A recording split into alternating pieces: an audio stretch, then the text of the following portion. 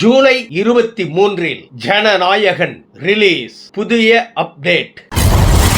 ஊழல் பெருச்சாளி திமுக, வைகோ காட்டம்.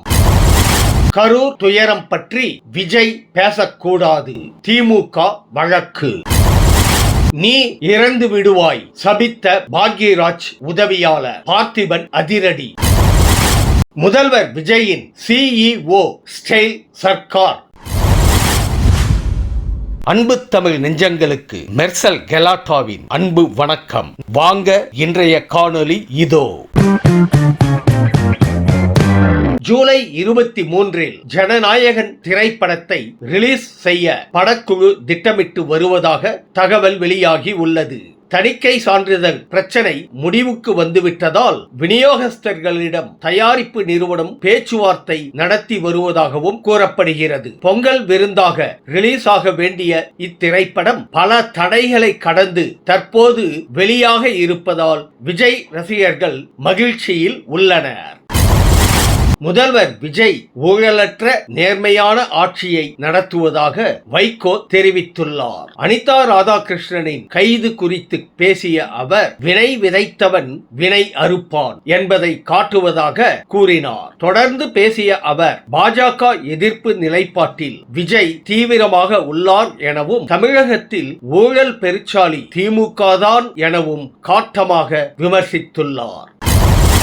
கரூர் துயரம் தொடர்பாக பொது வெளியில் முதல்வர் விஜய் ஆதவ் அர்ஜுனா பேச தடை கோரி திமுக உச்சநீதிமன்றத்தை நாடியுள்ளது.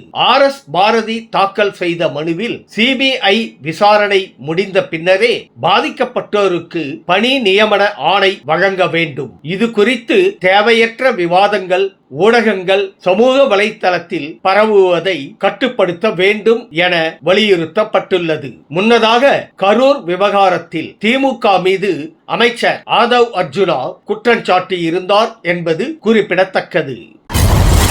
பாக்யராஜின் உதவியாளர் தனக்கு அனுப்பிய மெசேஜ் குறித்து பார்த்திபன் வேதனைப்பட்டுள்ளார். அந்த மெசேஜில், எல்லா வேலைகளையும் நீயே செய்கிறாய், யாரையும் மதிக்க மாட்டாய், இதனால்தான் நீ மனைவி பிள்ளைகள் இல்லாமல் கஷ்டப்படுகிறாய், இன்னும் கொஞ்ச நாளில் நீ இறந்து விடுவாய், அப்போது உனக்காக யாரும் வரமாட்டார்கள் என குறிப்பிட்டுள்ளார். இது தன்னை வெகுவாக பாதித்ததாகவும் அவர் கலக்கத்துடன் கூறியுள்ளார்.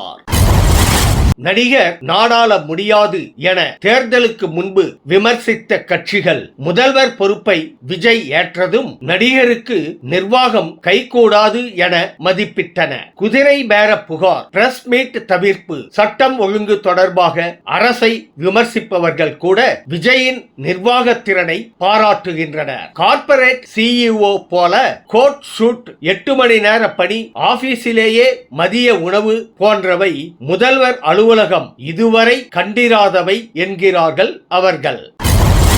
சினிமாவில் ஹிட் பார்முலாவை பிடிக்க பல வருடங்கள் எடுத்துக்கொண்ட விஜய் அரசு நிர்வாகத்தில் தனக்கான பாணியை 50 நாட்களில் நிறுவியுள்ளார். தேவையற்ற அரசியல் சந்திப்புகளை தவிர்க்கிறார். அதிகாரிகளின் நியமனங்களில் முடிந்தவரை மெரிட்டை கடைபிடிக்கிறார். முதலீட்டாளர்களுக்கு சிங்கிள் விண்டோ கிளியரன்ஸ், டெண்டர்களில் வெளிப்படைத்தன்மை என முதல்வர் விஜய் நிர்வாகத்துக்கு நற்சான்று கொடுக்கிறார்கள் விமர்சகர்கள்.